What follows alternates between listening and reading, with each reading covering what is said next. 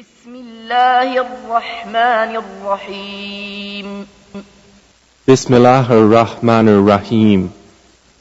والنازعات غرقا By those angels who extract with violence, والناشطات نشطا and by those who remove with ease, والسابحات سبحا and by those who glide as if swimming, فالسابقات سبقا and those who race each other in a race, فالمدبرات أمرا and those who arrange each matter.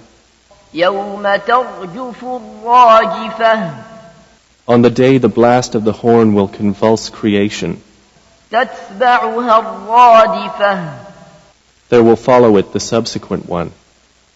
قلوب يومئذ واجفة Hearts that day will tremble, أبصارها خاشعة their eyes humbled. يقولون أئنا لمردودون في الحافرة They are presently saying, will we indeed be returned to our former state of life? أئذا كنا عظاما نخرة Even if we should be decayed bones? قالوا تلك إذا كرة خاسرة They say, that then would be a losing return.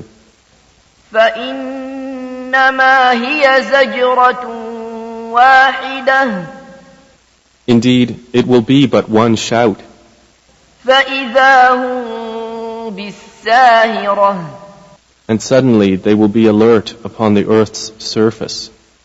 هل أتاك حديث موسى Has there reached you the story of Moses, إذ ناداه ربه بالوادي المقدس طوى when his Lord called to him in the sacred valley of Duwa, اذهب إلى فرعون إنه طغى go to Pharaoh, indeed he has transgressed, فقل هل لك إلى أن تزكى and say to him, would you be willing to purify yourself, وأهديك إلى ربك فتخشى and let me guide you to your Lord so you would fear him?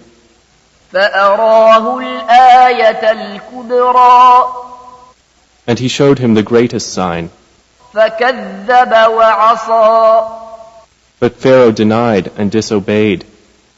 ثم أدبر يسعى Then he turned his back, plotting, فحشر فنادى and he gathered his people and called out, فقال أنا ربكم الأعلى and said, I am your most exalted Lord. فأخذه الله نكال الآخرة والأولى So Allah seized him in exemplary punishment for the last and the first transgression. إن في ذلك لعبرة لمن يخشى Indeed, in that is a lesson for whoever would fear Allah. أأنتم أشد خلقا أم السماء بناها Are you a more difficult creation, or is the heaven? Allah constructed it. رفع سمكها فسواها He raised its ceiling and proportioned it. وأغطش ليلها وأخرج ضحاها And he darkened its night and extracted its brightness. والأرض بعد ذلك دحاها And after that he spread the earth. أخرج منها ماءها ومرعاها He extracted from it its water and its pasture. والجبال أرساها And the mountains he set firmly, متاعا لكم ولأنعامكم as enjoyment for you and your grazing livestock. فإذا جاءت الطامة الكبرى But when there comes the greatest overwhelming calamity, يوم يتذكر الإنسان ما سعى the day when man will remember that for which he strove, وبرزت الجحيم لمن يرى and hellfire will be exposed for all those who see.